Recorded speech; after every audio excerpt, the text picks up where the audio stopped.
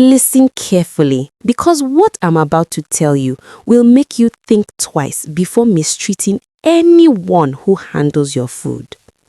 This is the story of Chef Emmanuel, a man who owned the fanciest restaurant in Victoria Island, and his sous chef Amara, a woman who taught him that pride comes before a fall so steep you'll need a parachute. Chef Emmanuel's restaurant, The Golden Spoon, was the kind of place where politicians brought their mistresses, where oil men closed million-dollar deals over lobster thermidor, and where one plate of jollof rice cost more than some people's monthly salary. Emmanuel was a culinary genius. His food could make a vegetarian cry tears of joy over perfectly grilled suya. But his talent had inflated his ego like a balloon filled with too much air. He treated his kitchen staff like they were disposable napkins. He would throw plates at them when a dish wasn't perfect. He would dock their salaries for the smallest mistakes. And he had a special cruelty reserved for anyone who dared to suggest they might be as good a cook as he was. Amara had joined the kitchen 6 months earlier with a recommendation letter so glowing it practically lit up the room. She was a graduate of Le Cordon Bleu in Paris, spoke 4 languages, and could make a soufflé rise like it was levitating. But Chef Emmanuel saw her as a threat from day one. He would give her the worst shifts, make her clean the grease traps, and whenever she presented a dish that the customers loved, he would claim he had guided her hand and taught her everything. Amara would smile quietly and say, "Yes, chef," but behind her calm eyes, something was brewing, like a pot about to boil over. The breaking point came on a Tuesday evening when a famous Nollywood actress visited the restaurant with her new husband. She ordered the special pasta, which Amara had actually created herself. When the actress took her first bite, she closed her eyes in pure bliss. "This is incredible! Who made this masterpiece?"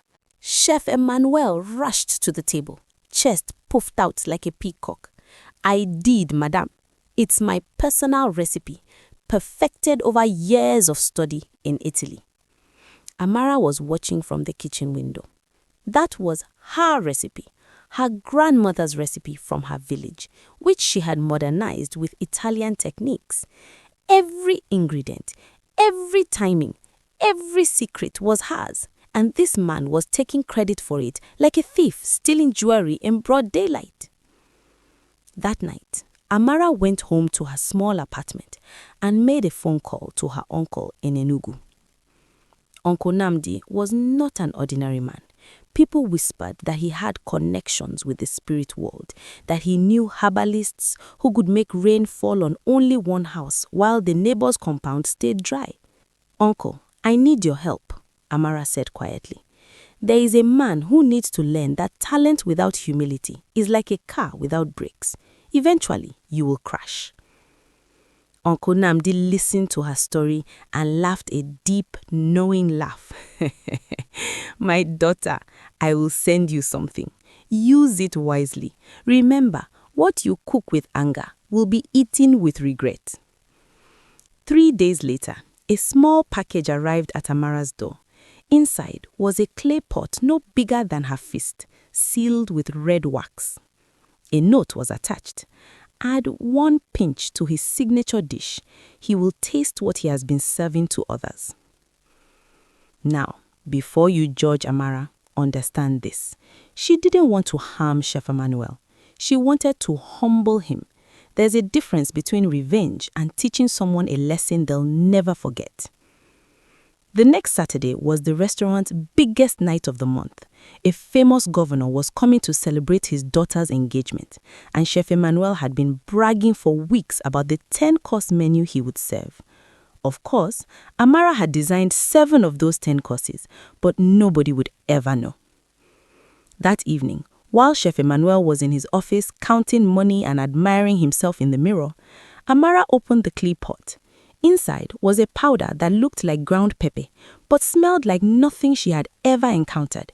Sweet, bitter, and ancient all at once. She added just 1 pinch, exactly as the note instructed, into Chef Emmanuel's signature dish. his famous emperor stew, a rich fusion of Nigerian and French cooking that had won awards and made food critics weep with joy. When the governor's table ordered the emperor stew, Chef Emmanuel personally carried it out, soaking up the applause like a sponge absorbing water. He even did a small bow, his chef's hat gleaming under the chandelier lights. But the moment Chef Emmanuel turned to walk back to the kitchen, something strange happened.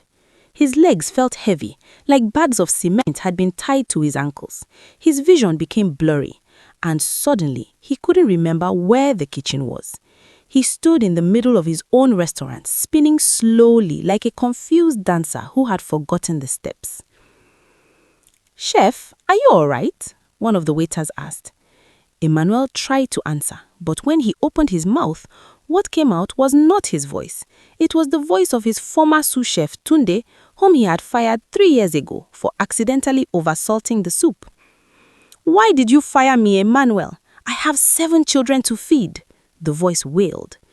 The entire restaurant went silent. Emmanuel's hands flew to his throat in shock. He tried again to speak, and this time a different voice emerged, soft, tearful, feminine. "I worked 18 hours a day for you, and you paid me half of what you promised. My mother died because I couldn't afford her medicine." That was Blessing's voice. Blessing, the pastry chef he had exploited for 2 years before replacing her with someone cheaper. One by one, the voices of every person Chef Emmanuel had wronged began to pour out of his mouth like water from a broken pipe. The customers watched in absolute horror and fascination as this proud, arrogant man stood in the middle of his restaurant, cycling through the voices of his victims.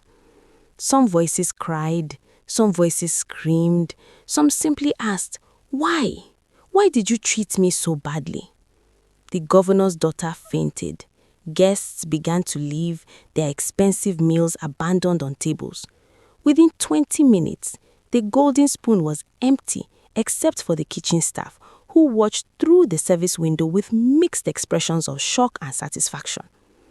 Finally, after what felt like hours but was only 30 minutes, Chef Emmanuel collapsed to his knees, his own voice returning in a broken whisper. "I'm sorry. I'm so sorry." Amara walked out of the kitchen and stood in front of him. She didn't look angry. She looked calm, like a teacher who had just finished giving a difficult but necessary lesson. "Chef Emmanuel," she said quietly, "do you know what the most important ingredient in any dish is?" He looked up at her, tears streaming down his face, mascara from his stress making dark rivers on his cheeks. "Respect," Amara continued. "Respect for the food, respect for the people who help you create it, and respect for yourself. Without respect, even the most expensive ingredients taste like dust." From that night forward, Chef Emmanuel was a changed man. The incident became legendary in Lagos food circles. Some said he had been possessed. Others said it was a mental breakdown from too much stress. But those who knew, truly knew, understood that karma had simply shown up wearing a chef's apron. Emmanuel apologized to every single person he had wronged, even tracking down former employees to pay them what he owed them.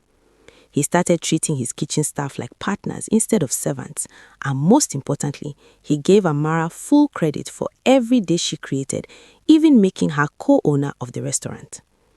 The Golden Spoon became more successful than ever, but now it was built on a foundation of respect, fairness, and genuine talent. Amara never told anyone what she had done. She simply returned the clay pot to her uncle with a note that said, "Thank you. The lesson has been learnt." And sometimes, late at night when Chef Emmanuel was closing up the restaurant, he would pause in the middle of the empty dining room and remember all those voices. He would remember how it felt to carry the pain of others in his own throat, and he would whisper to himself, "Never again.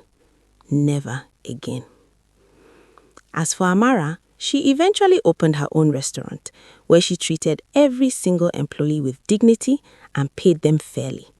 Her restaurant had a sign above the door that read, "Good food starts with good hearts."